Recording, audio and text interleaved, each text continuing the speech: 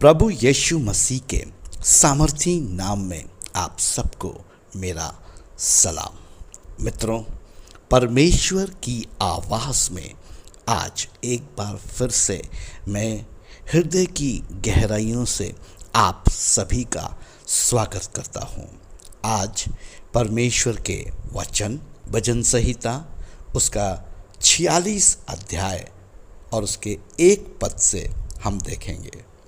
यहाँ पर इस प्रकार से लिखा है, परमेश्वर हमारा शरण स्थान और बल है, संकट में अति शीघ्र मिलने वाला सहायक। हाँ मित्रों, यहाँ पर भजनकार परमेश्वर की विशेषता को मेरे और आपके सामने रखता है। पहला वो कहता है, परमेश्वर हमारा शरण स्थान, और दूसरा हमारा बल है, और तीसरा संकट में अति शीघ्र मिलने वाला सहायक है।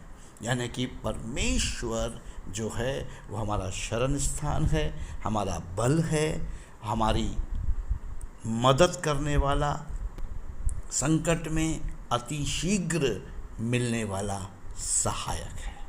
प्रभु का धन्यवाद हो इस वचन के लिए। मित्रों, आज मैं एक छोटी सी कहानी आपके सामने रखना चाहता हूँ, और इस कहानी से मैं परमेश्वर के उस चरित्र को जिसके विषय में भजनकार बात कर रहा है, आपके सामने उसको रखना चाहता हूँ।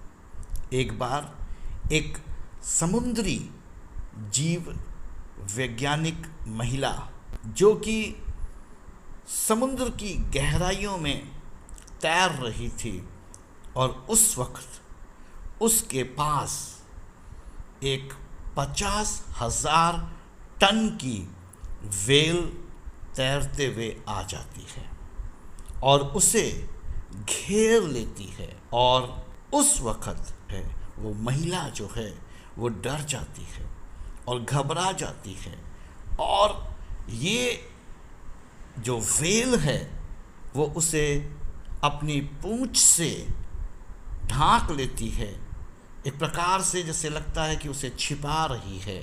लेकिन ये स्त्री जो है, ये उस व्हेल की उस प्रतिक्रिया की वजह से घबरा जाती है और डर जाती है, और ये सोचने लगती है कि ये पृथ्वी पर उसकी आखिरी यात्रा है, और अब जो है वो जल में से बाहर जिंदा नहीं निकल पाएगी। लेकिन थोड़ी ही देर में क्या देखती है कि वो व्हेल जो है उसके पास से निकल जाती है, और उसका कोई भी नुकसान नहीं होता है।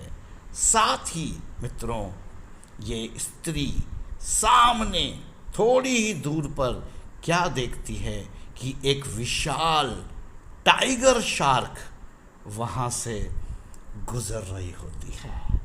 तब उस महिला को एहसास हुआ कि परमेश्वर किस रीति से हमारी रक्षा करते हैं। जहाँ वो अपनी मृत्यु को देख रही थी, वहीं से उसे जीवन की सुरक्षा मिल गई और उसकी जान बच गई। हाँ मित्रों, ये कहानी से जो नैतिक शिक्षा हमें मिलती है वो यही है कि हमारा देखना और परमेश्वर की सुरक्षा या प्रावधानों में एक बड़ा अंतर है, जो कि निर्गमन की पुस्तक उसके 14 अध्याय और उसके 14 पद में हम देखते हैं। यहाँ पर मूसा इज़राइलियों से कहता है, यहोवा आप ही तुम्हारे लिए लड़ेगा, इसलिए तुम चुपचाप रहो।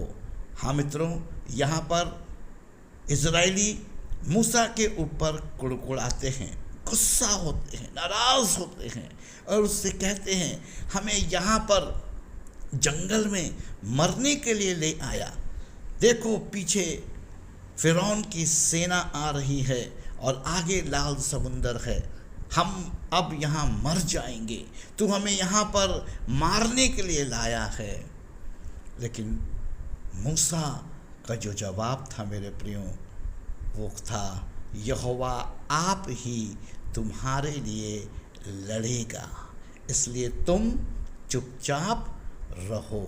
हाँ प्रियो, यहाँ पर इस कहानी में भी हम यही देखते हैं कि वो स्त्री जो है उस 50,000 टन की वेल को जो उसके पास आ जाती है उसको देखकर डर जाती है और वो सोचती है कि अब मेरी ज़िंदगी का ये आखिरी पल है। वो अपनी मृत्यु को देखती है, लेकिन उसी जगह पर थोड़ी ही देर में जब वो वेल वहाँ से निकलती है और उसे कोई हानि नहीं पहुँचाती, तो वो स्त्री क्या देखती है, एक बड़ी विशाल टाइगर शार्क को बगल से गुजरता हुआ जाता हुआ देखती है। हाँ मित्रों, वो जो 50,000 टन की वेल थी वो परमेश्वर के द्वारा उस स्त्री के पास भेजी गई थी कि वो वेल उस स्त्री को कवर करे, ढांप ले, ताकि वो विशाल टाइगर शार्क उस स्त्री को ना देख सके और उसके ऊपर अटैक ना करे। परमेश्वर ने इस 50,000 टन की वेल को आड़ बनाकर उस स्त्री के आगे रख दिया और ये स्त्री जब वो वेल के संपर्क में आती है तो अपनी मृत्यु को देखती है, ना कि परमेश्वर के प्रोविज़न को, ना कि परमेश्वर की सुरक्षा को। लेकिन जब ये वेल चली जाती है तब वो स्त्री उस विशाल टाइगर शार्क को देखती है और तब उसके जहन में ये बात आती है, तब उसे एहसास होता है कि परमेश्वर कितना बड़ा, महान और रक्षा करने वाला है।